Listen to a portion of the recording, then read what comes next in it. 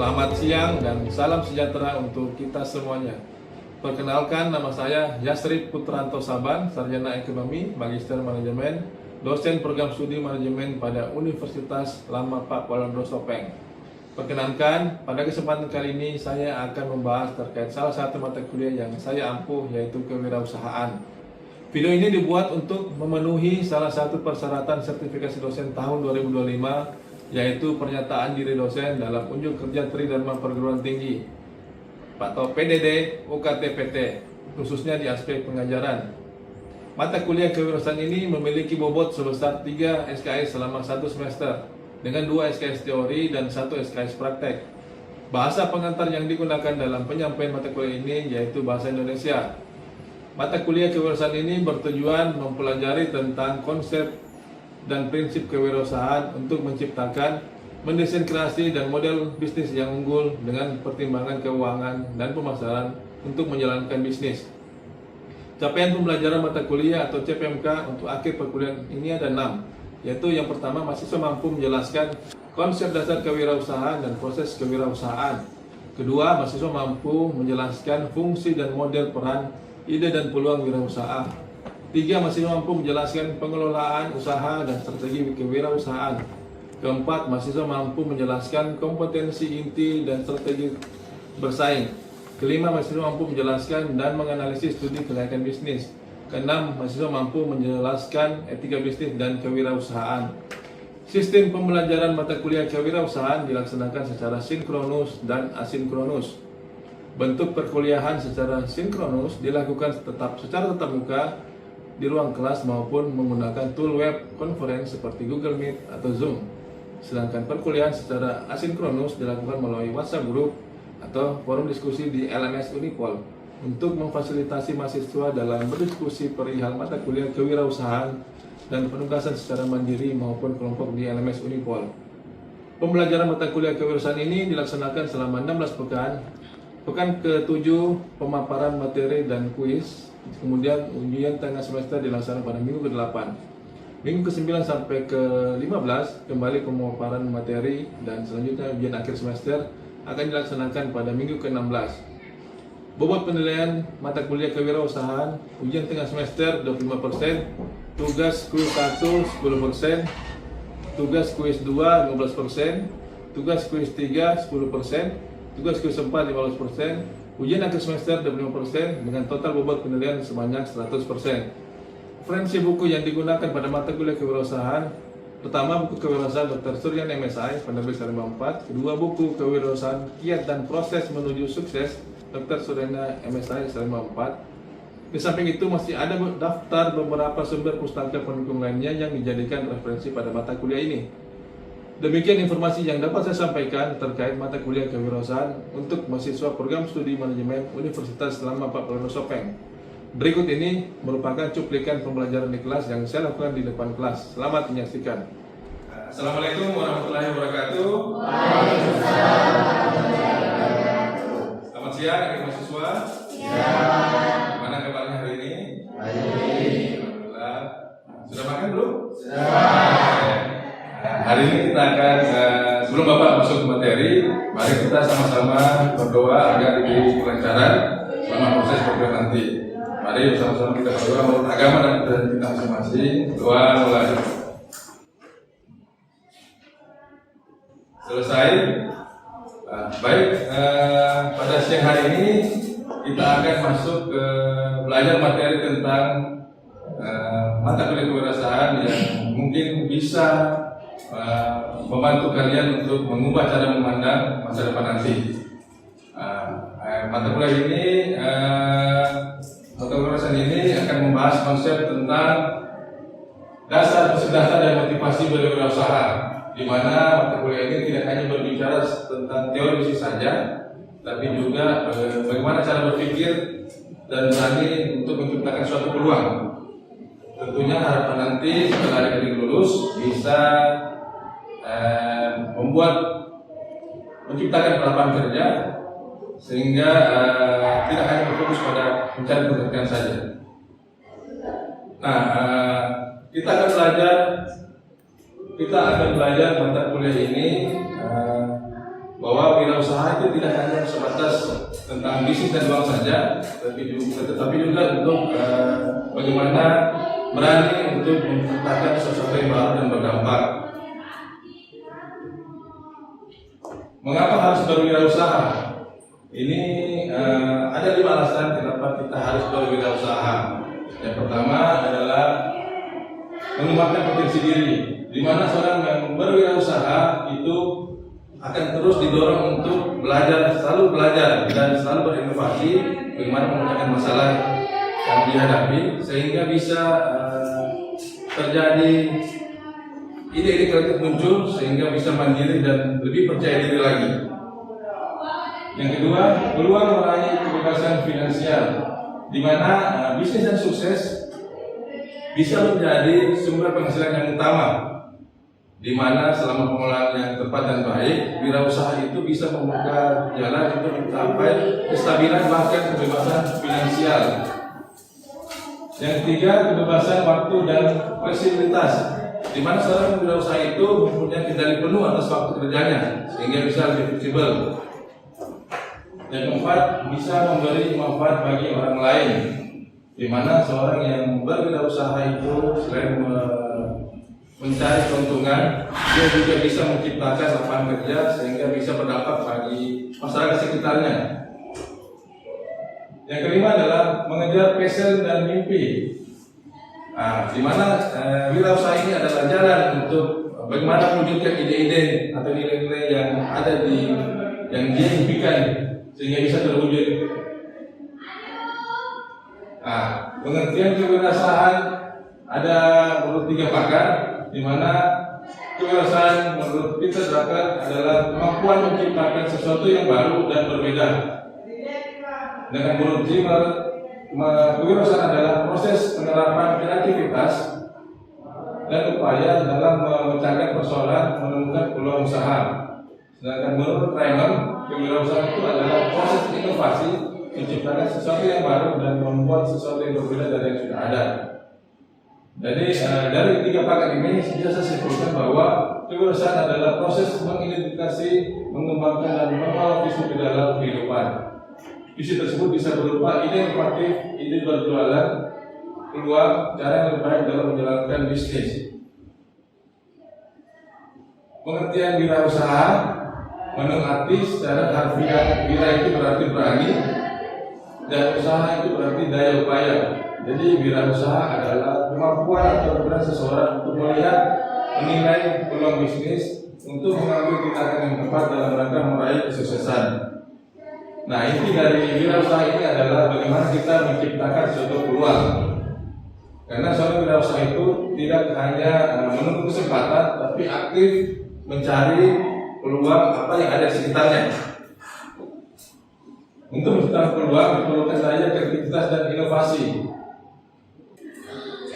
Ini adalah contoh inovasi yang tadinya kita minum hanya dari gelas, untuk menggunakan bawa kemana-mana, mungkin dibuatnya dalam bentuk kemasan. Sekarang ini dengan tumbler ya, kita bisa bawa kemana-mana, entah kopi atau apa.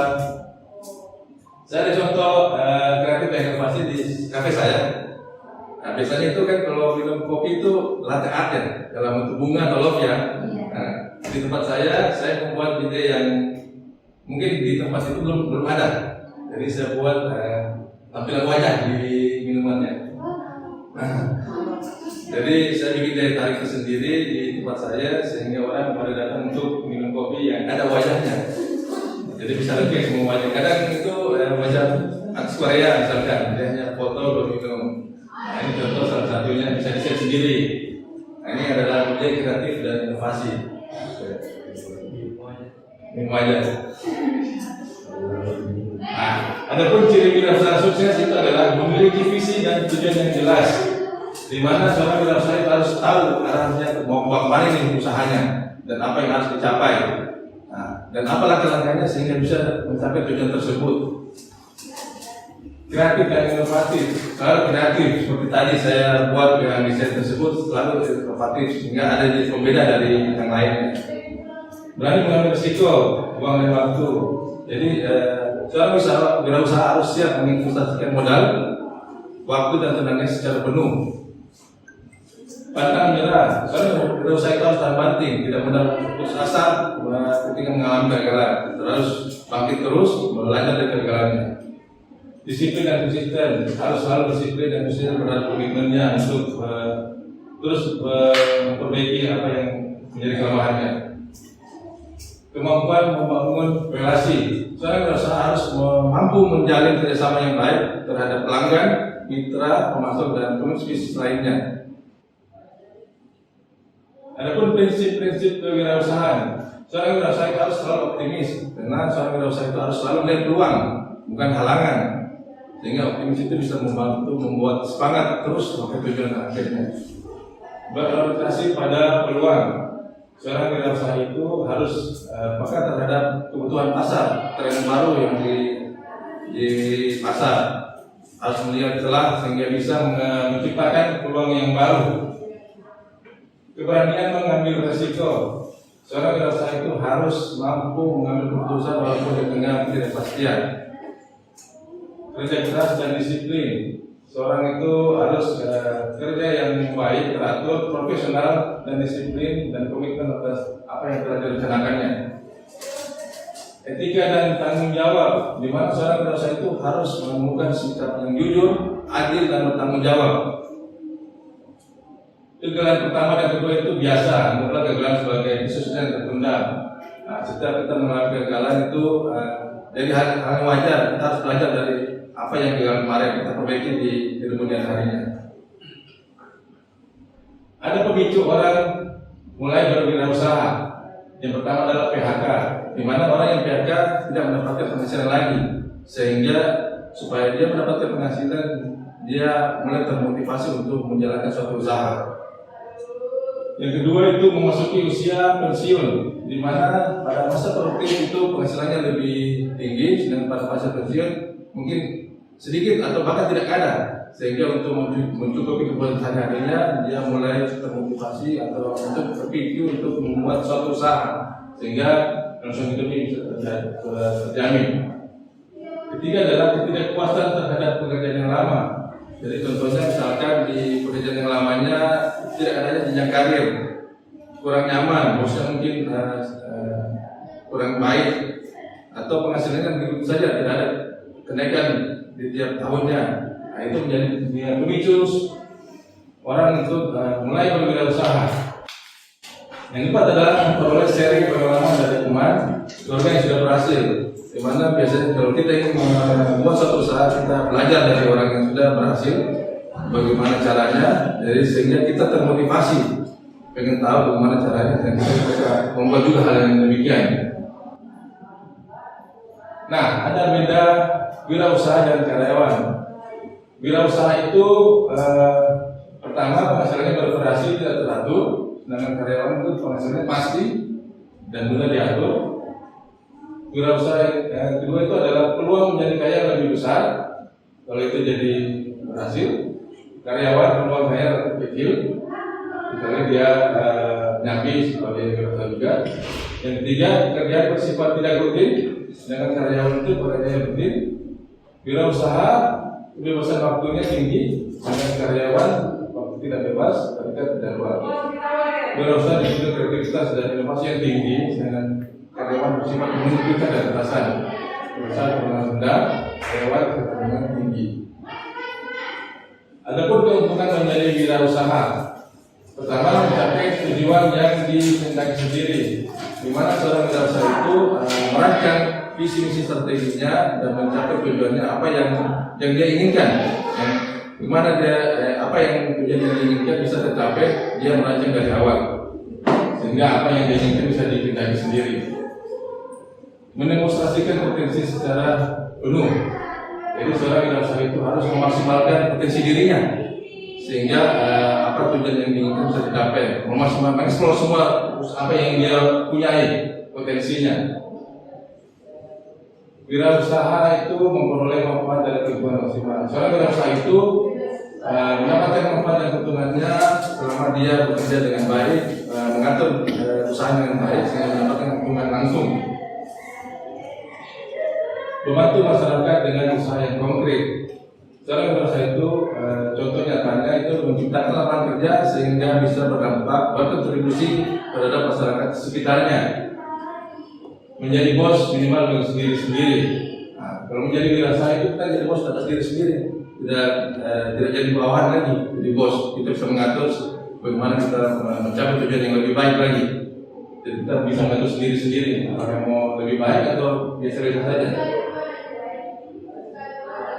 Nah, ini pada umumnya kendala yang dihadapi mahasiswa, kenapa mahasiswa kesulitan untuk mulai berwirausaha.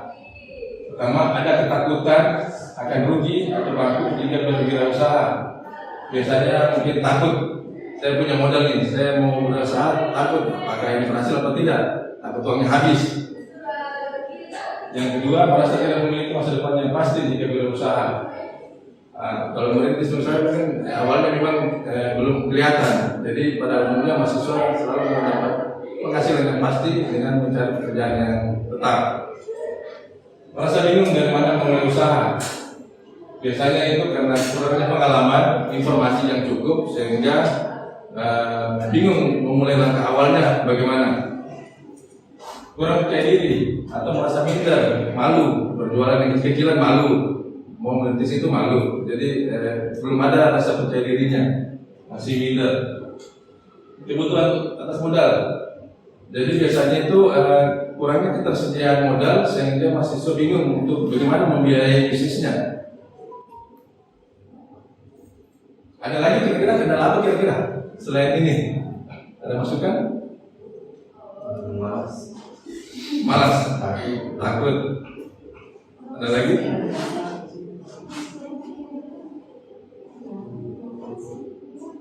Misalnya apa kira-kira yang bikin terkendala untuk mulai berusaha? Ide produk, Ya? ide produknya. Di produknya. Ya, kan biasa bingung mau menjual produk apa dengan modal ini, tapi keuntungannya itu banyak. Iya, itu pasti.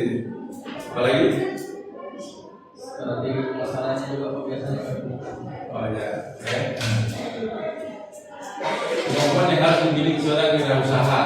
Yang pertama, kemampuan perencanaan bisnis, di mana seorang wirausaha itu harus mampu mengatur, membuat visi misinya, strateginya, sehingga apa yang direncanakan bisa mencapai tujuan. Jadi harus pintar merencanakan strategi bisnisnya dengan baik. Yang kedua, kemampuan kreativitas dan inovasi. Seorang wirausaha itu harus mampu melihat perkembangan pasar sehingga bisa melihat celah sehingga terus berkembang, tidak stagnan begitu saja, selalu berubah. Kemampuan mengambil risiko, seorang wirausaha harus mampu mengambil keputusan yang baik dan meminimalkan risiko yang ada. Yang keempat adalah kemampuan manajemen keuangan.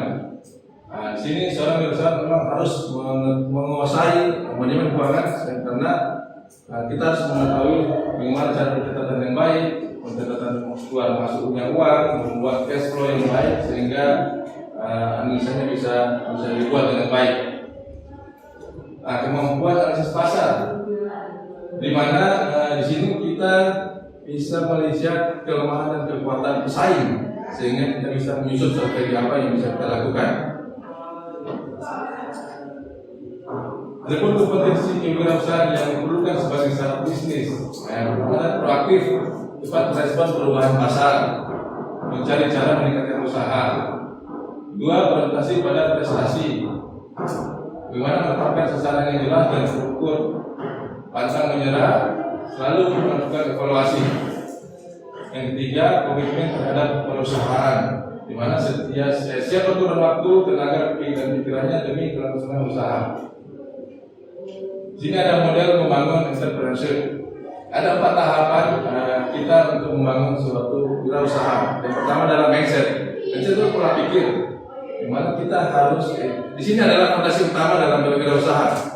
Mindset kita harus diperbaiki, harus tahu apa yang ingin kita capai. Setelah kita tahu apa yang kita inginkan, kita belajar ilmunya.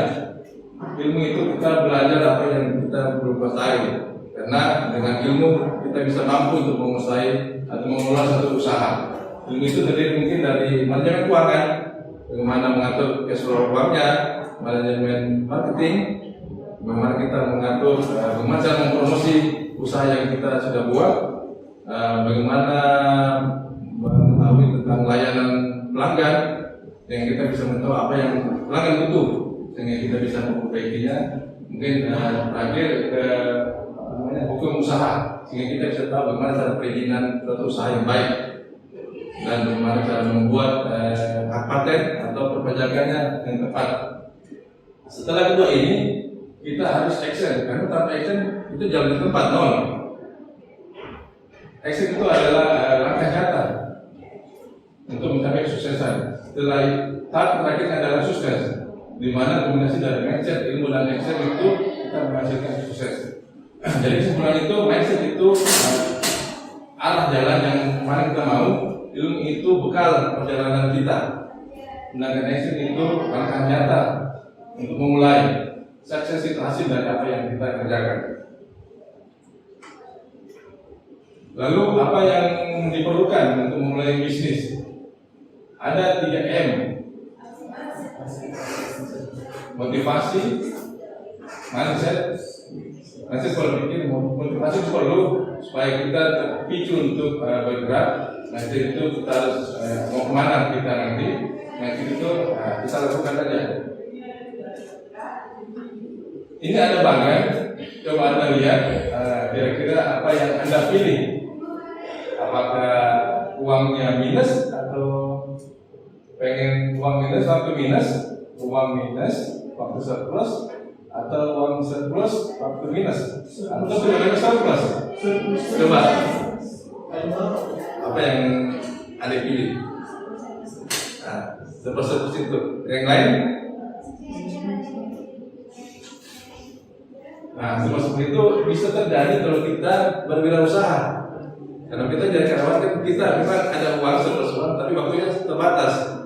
Kalau kita berusaha, kita surplus waktu dan surplus uang. Makanya kita harus berwirausaha. Ada lagi? Nah, saya pertanyaan nih, kita diskusi. Kira-kira setelah Anda selesai kuliah studi nanti, kira-kira apa yang ingin Anda pilih? Pertama, mencari pekerjaan atau jadi pegawai. B, menjadi entrepreneur. Atau C, kedua-duanya, cari yang aman. Coba dulu, salah satu. Kalau saya Pak A, kenapa A? karena untuk berwirausaha itu kan butuh modal Pak. Nah, jadi dengan mencari pekerjaan, memanfaatkan skill yang kita punya setelah menjadi sarjana, kita bisa menjual skill apa yang kita punya kepada orang, lalu hasil dari pekerjaan kita bisa tabung, lalu kita putar lagi untuk berwirausaha. Berarti pilihannya C. Harusnya apa? Karena Undang dulu. Oke. Ada lagi? Oke. Dari mana? Namanya? Assalamualaikum warahmatullahi wabarakatuh. Waalaikumsalam. Perkenalkan, nama saya Yohani. Baik, saya akan bertanya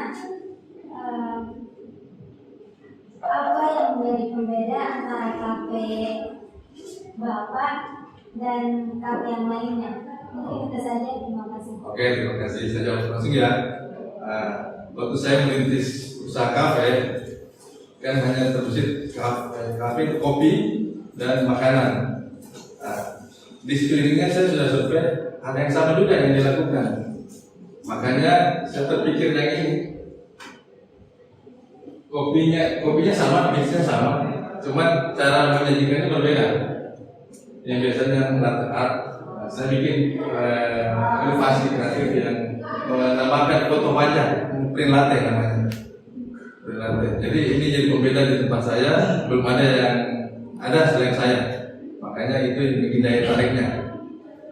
Sehingga banyak orang datang hanya untuk ini. Setelah ini mereka mau mencoba makanan yang lainnya, bukan hanya datang makan dulu. Ini untuk memancing mereka datang. Mereka datang baru mereka mencoba yang lainnya. Karena bingung untuk gimana caranya mereka mancing datang dulu. Makanya saya bikin ide tersebut supaya mereka datang dulu, melihat suasananya langsung, baru mencoba makanan minuman yang lainnya. Jadi ini adalah salah satu pembeda supaya orang datang baru mencobain, gitu. Ada lagi? Oh baik. Assalamualaikum warahmatullahi wabarakatuh. Waalaikumsalam warahmatullahi wabarakatuh. Baik, perkenalkan nama saya Muhammad Zulfiqar Ibrahim, saya dari Papua, Pak. Ya. Nah, seperti yang kita ketahui bersama di era sekarang ini, khususnya kita yang berada di tengah kota besar, Seperti Makassar, seperti yang kita bersama kan sudah begitu banyak kafe, Pak. Ya. Begitu banyak kafe dengan segala macam jenis ide dan Ya. maksudnya yang berbeda-beda. Nah, yang ingin saya tanyakan kepada Bapak, apa strategi pemasaran yang Bapak lakukan sehingga bisnis kafe Bapak itu bisa tetap bersaing dan dikenal orang lain?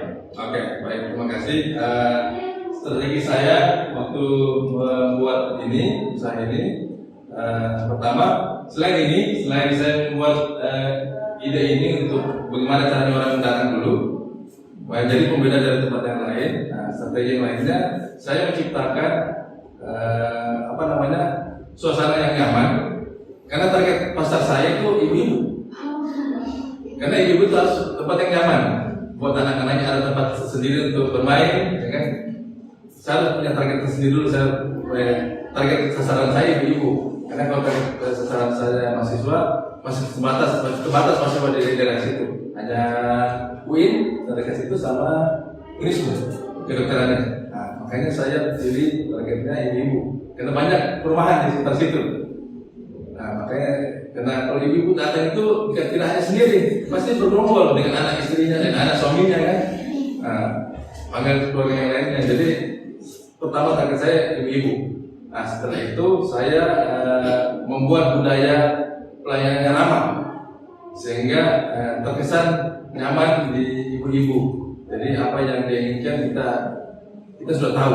Selamat datang kita apa? Jadi saya menciptakan supaya situ mengetahui apa yang kebiasaannya pelanggan. Jadi pada saat ibu pengen ini ya.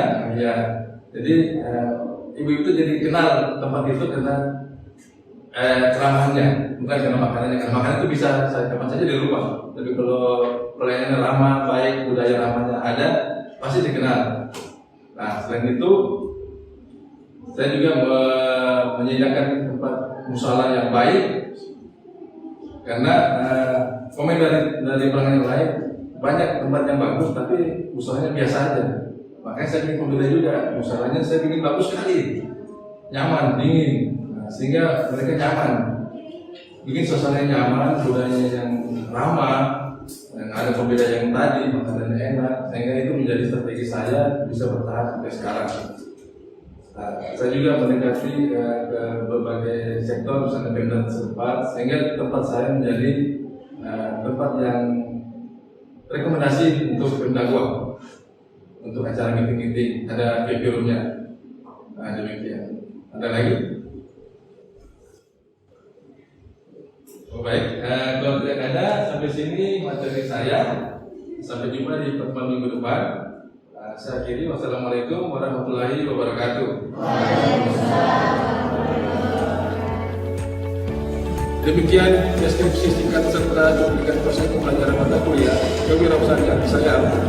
Semoga dapat memberikan gambaran terkait kinerja pengajaran yang saya lakukan khususnya di mata kuliah kewirausahaan di program studi manajemen Universitas Lama Papua Sopeng. Saya mengucapkan terima kasih kepada Universitas Lama Papua Sopeng, seluruh jajaran pimpinan dengan sejawat dosen dan rekan mahasiswa. Demikian yang dapat saya sampaikan. Mohon maaf apabila terdapat kekurangan dan kesalahan dari saya. Sekian dan terima kasih.